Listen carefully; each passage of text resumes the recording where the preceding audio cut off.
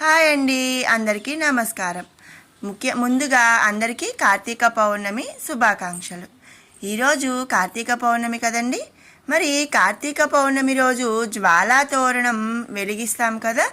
మరి ఈ జ్వాలా తోరణం ఎందుకు వెలిగిస్తాము, దానికి ఉన్న విశిష్టత ఏమిటి అనే కొన్ని ముఖ్యమైన విషయాలని మనం ఈ వీడియోలో తెలుసుకుందాము.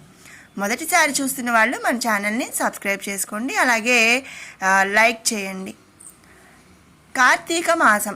మరి ఈ కార్తీక మాసం హరిహరులకు ఎంతో ప్రీతికరమైన మాసం. ఈ కార్తీక మాసం మొత్తం కూడా ప్రతిరోజు ఎంతో విశిష్టమైనది. అందుకని మరి మాసాలన్నిటిలో కూడా పవిత్రమైన మాసం ఈ కార్తీక మాసం. ప్రతిరోజు ఎంతో విశిష్టమైన అయినప్పటికీ కార్తీక పౌర్ణమికి ఇంకా ముఖ్యమైన ప్రాముఖ్యత అనేది ఉంది. ఇదే రోజు సాయంత్రం వెలిగించే జ్వాలా తోరణానికి ఇంకా మరింత విశిష్టత ఉంది.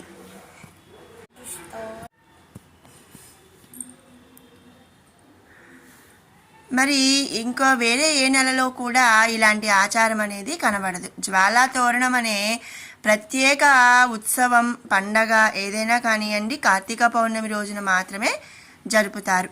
శివకేశవ భేదం లేని పరమ పవిత్రమైన మాసంలో ఈ కార్తీక పౌర్ణమి రోజున జరిగే జ్వాలాతోరణ దర్శనం చేస్తే సర్వ పాపాలు కూడా తొలగిపోతాయి.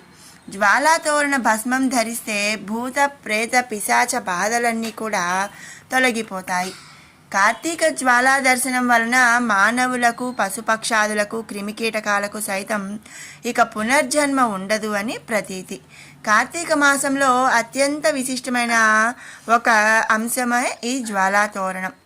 కార్తీక పౌర్ణమి నాడు శివాలయాల ముందు 2 కర్రలను నిలుపుగా పాతి ఒక కర్రను వాటికి అడ్డంగా పెడతారు. అడ్డంగా పెట్టిన కర్రకు కొత్త గడ్డిని తీసుకువచ్చి చుడతారు.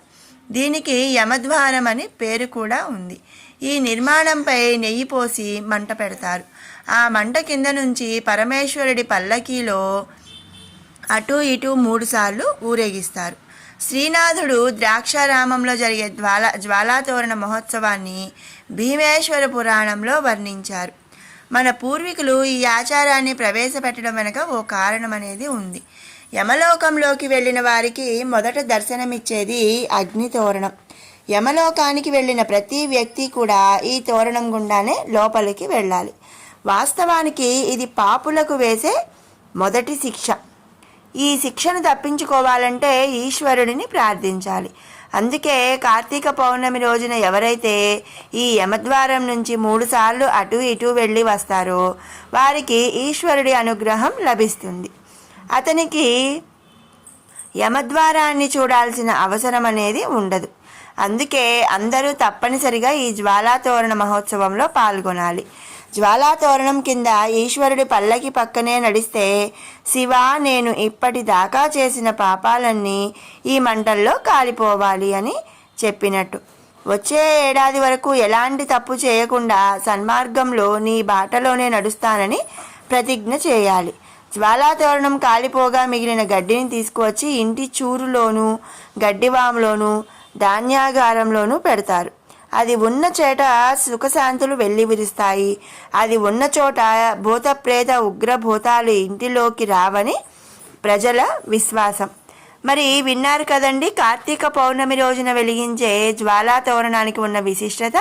మీరందరూ కూడా ఈరోజు సాయంత్రం వెలిగించే జ్వాలా తోరణం దర్శనం చేసుకొని దాని కింద నుంచి వెళ్ళి మీ పాపాలు కానీ ఏవైనా కూడా అన్నీ పోగొట్టుకొని అందరూ సుఖశాంతంగా ఉండాలి అని చెప్పి ఆశిస్తున్నాను. మరి మీకు ఈ వీడియో నచ్చినట్టయితే లైక్ చేయండి, షేర్ చేయండి, అలాగే మరిన్ని అప్డేట్స్ కోసం మన ఛానల్ని సబ్స్క్రైబ్ చేసుకోండి. Thanks for watching.